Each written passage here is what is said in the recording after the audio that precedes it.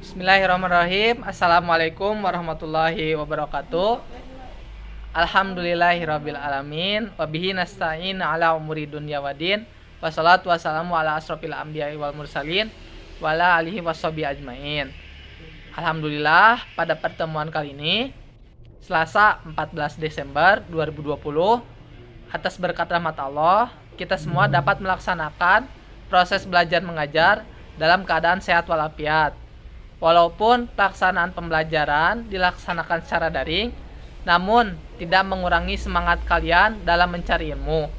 Bapak harap kalian bisa beradaptasi dengan situasi dan kondisi belajar seperti ini. Untuk kehadiran, Bapak lihat 90% hadir di kesempatan hari ini. Untuk yang belum absen ataupun presensi, silahkan isi terlebih dahulu presensinya di Google Form yang telah Bapak bagikan. Jangan lupa ya, siapkan alat tulis dan juga buka modul materi yang telah Bapak bagikan sebelumnya. Setelah itu, nantinya Bapak akan menerangkan materi tersebut. Baiklah, untuk lebih mengefektifkan waktu, kita mulai proses pembelajaran dengan berdoa menurut kepercayaan agamanya masing-masing. Berdoa dapat dimulai. Anak-anakku sekalian, pada kesempatan kali ini, materi yang akan dibahas adalah tentang umbi-umbian. Nah, diharapkan setelah selesainya proses pembelajaran kali ini, kalian dapat mengidentifikasi dan juga mengklasifikasikan umbi-umbian itu untuk satuan produksi. Selain itu, kalian juga memahami proses penanganan pasca panen umbi-umbian. Nah, langsung saja kepada materi. Nah, umbi-umbian itu jika diklasifikasikan berdasarkan asal tanamannya dapat dibagi menjadi 3 ya. Yang pertama itu ada umbi akar, merupakan umbi yang terbentuk dari akar. Nah, umbi akar ini tidak dapat dijadikan bahan perbanyakan apabila tidak memiliki titik tumbuh untuk tunas.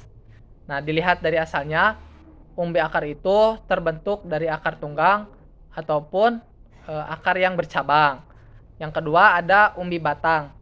Nah, umbi batang ini merupakan umbi yang terbentuk dari batang ataupun struktur modifikasinya dari batang, seperti geragih ataupun dari rimpang.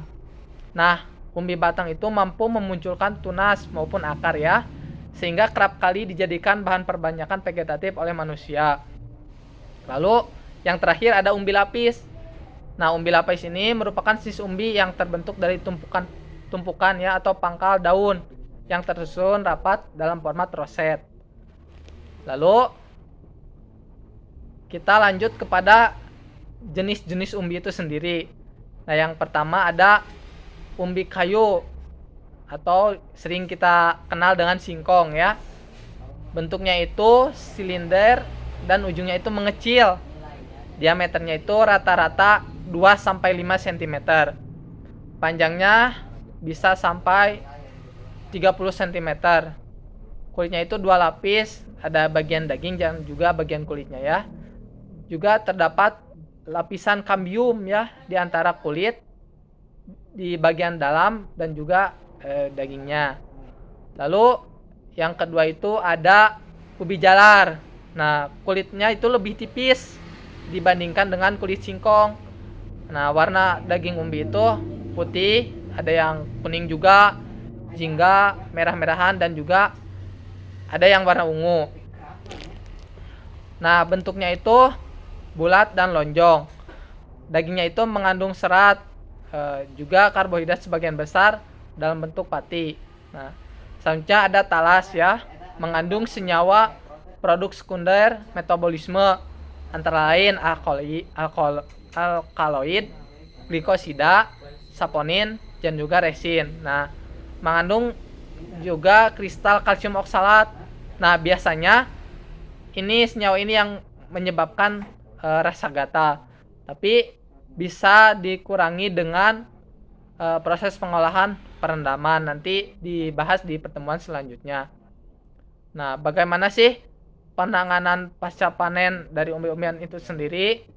Yaitu ada 8 step ataupun langkah. Yang pertama ada pre-cooling ya, atau pendinginan awal. Nah, bertujuan untuk mengurangi kerusakan pada umbi-umbian itu sendiri.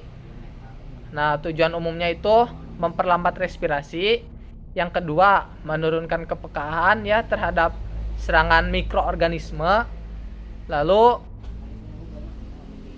untuk selanjutnya ada sortasi.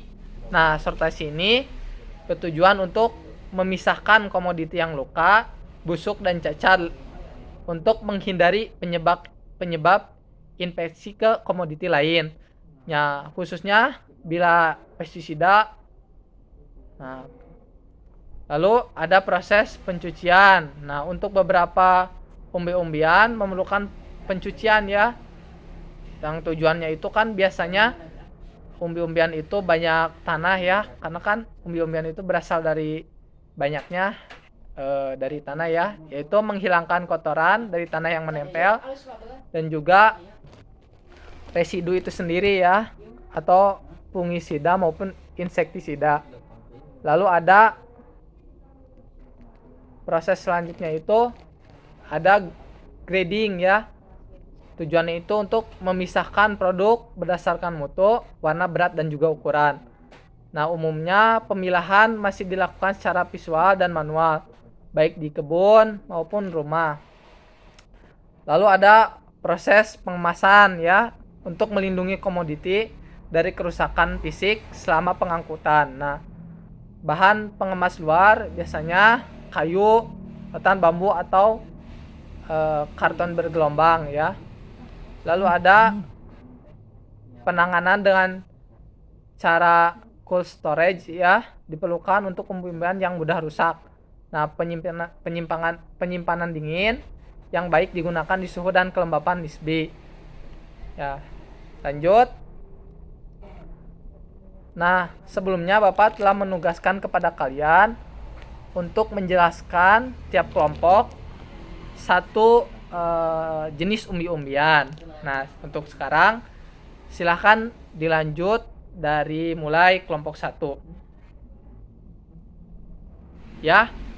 Setelah kelompok 1 sampai kelompok 6 barusan bagus untuk setiap presentasi secara keseluruhan.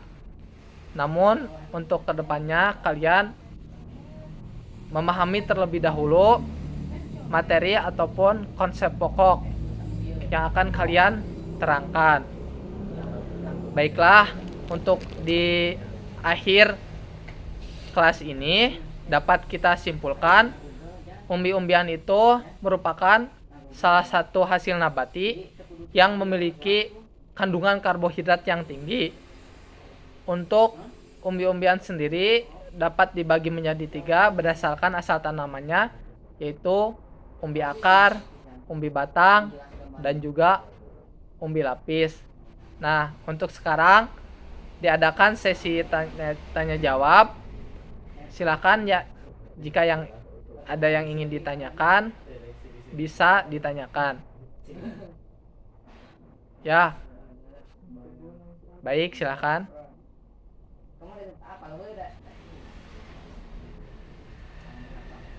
Ya, coba silakan jawab sekarang.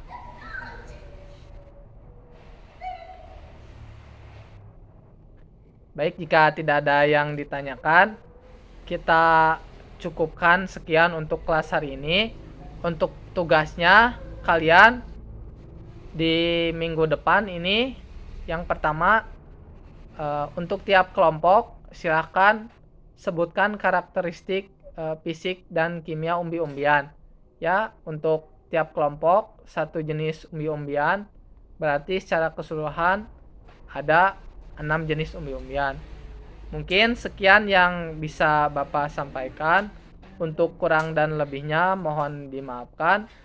Untuk pertemuan selanjutnya kita jadwalkan di kesempatan di lain waktu. Sekian. Billahi taufiq wal hidayah. Wassalamualaikum warahmatullahi wabarakatuh.